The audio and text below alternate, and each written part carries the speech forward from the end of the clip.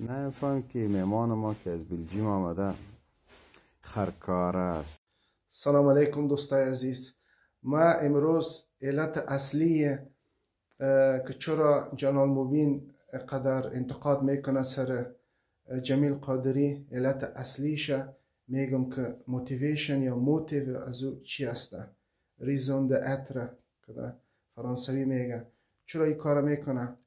اولا جلال مبین یعنی پیش از فتح یا پیش از اینکه حکومت جمهوریت افغانستان سقوط کنه و ای حکومت کنونی که به نام امارت اسلامی است بیایه، ای امتون لایف می آمد در سوشال میدیا، در فیسبوک و تویتر و یوتیوب و ای جایا و پسان در سالهای آخر در تیک تاک ای طرفداری از امو طلاب العلم میکرد، از امو ستودنت ها دیگه. و ای اتو فکر میکرد که وقتی که حکومت بیایه حتما یک منصب یک کار خوبه برازی میته، یعنی یک وظیفه خوبه میته. یک چند وقت من فکر میکنم سپوکس پرسون یا ویاند پلیس کابل بود و خیالم بسیار کم وقت دوام کرد. بعد از او ای که به خاطر ازی که درباره سیاست گپ میزد، انتقاد سر پاکستان و ایران میکرد، یکان گپای پرووکاتیو میزد، ایره 2 دفعه امو حکومت بندی کرد. و بعد از او دیگه فهمید که فریدم آف سپیچ قدر زیاد نیست اونجا، آزادی بیان دیگه یکم متوجه گپای خود شد و همو فارم گواره شروع کرد، حالا شیر مفروشه و کسب و کار خود عادی خود شروع کرد مثل یک دهقان واره و او کار خوب است. هر مرد هر کسی باید یک کسب و کار در افغانستان داشته باشه، یعنی دیگه کدام عیب نیست. اون دکان لبنیات واس کرده، دکان دیگه چیزا واس کرده که مفروشه، نخود و کشمش و خوردنی های گپ خوب است. خو در زمین برازی پیسه می آمد از غرب، افغانایی که در دیاسپورا در اروپا و امریکا زندگی میکنه، برازی پیسه روان میکرد، دونیشن و این کارهای خیریه هم میکرد، خدا جزای خیر برش بده که مردم غریب کمک میکرد. حالا آمد جمیل قادری چند سال پیش از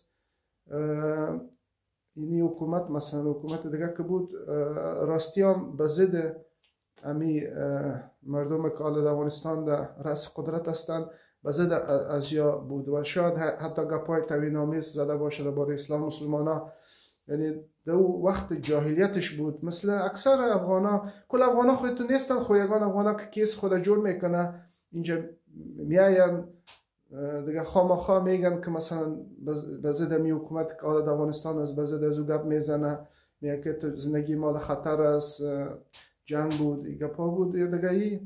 ای هم در سوشال میدیا گپای غلط زده بود. خب شاید بعد از او توبه کشیده باشه، استغفار کرده باشه، زندگی خود تغییر داده باشه، یک دم سرسخت طرفدار این حکومت شد و بالاخره به این حد اندازه رسید که ایران اخراج کرد دولت بلژیم.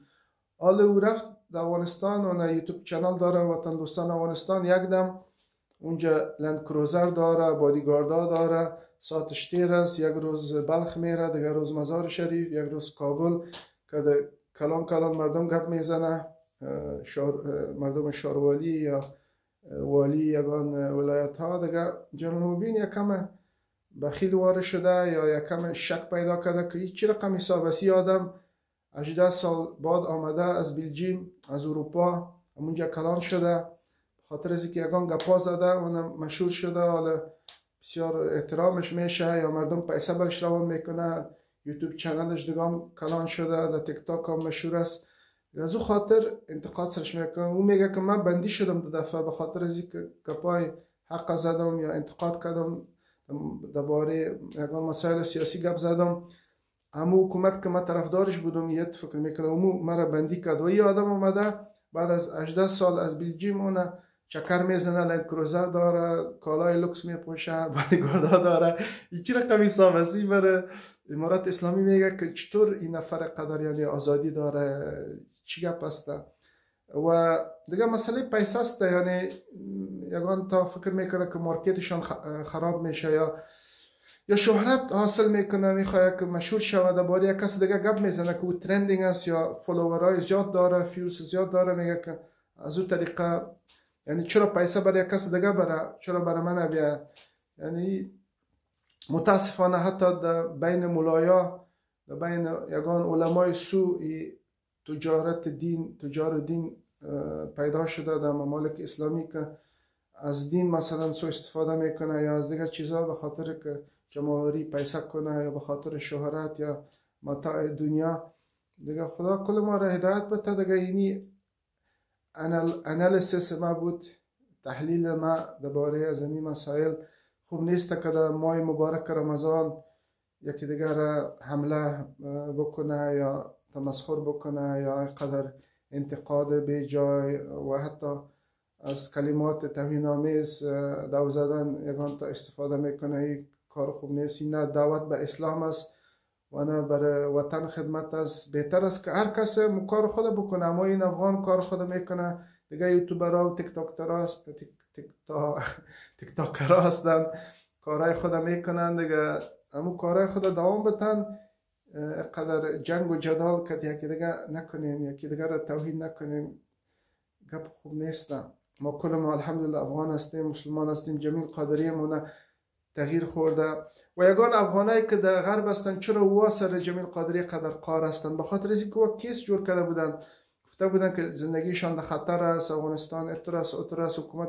حالا این جمیل آمده اونجا تصویر مثبت وطن ما را نشان میده و از حکومت فعلی دیگه این افغانا یگان تایشان در میگیره، میگه که چی رقم حساب است، این نفر باید خفه باشه، ایره از بلژیم روان کرده، ای باید پشیمانی نشان بده، گریان بکنه، خفه باشه، ای خوش است، ای خود چکر میزنه، ای خود ساعتش تیر است، از همونجا هم طرفداری حکومت میکنه یا فکر میکنه که تو باید نباشه. ای خود کل تبلیغات و کل پروپاگاندا و کل کوشش های از یار خراب میکنه دیگه. از او خاطر و پشت جمیل قادری را گرفتن یگان افغانایی که در جرمنی هستن یا در دیگر جای. او میگه که چطور امکان داره که یک فارسی زبان یک بچه تاجک این رقم باشه. و ماشاءالله پشتو هم یاد گرفته، یاد میگیره، بسیار خوب گزارش ها جور میکنه دیگه.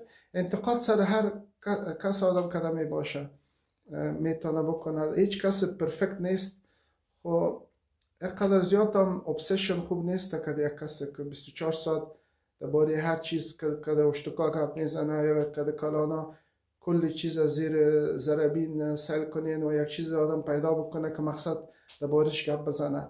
با اینش کار خود میکنه. بالاخره هر کس جوابگوی به الله سبحانه و تعالی است. این همین نظر ما بود. سلام علیکم.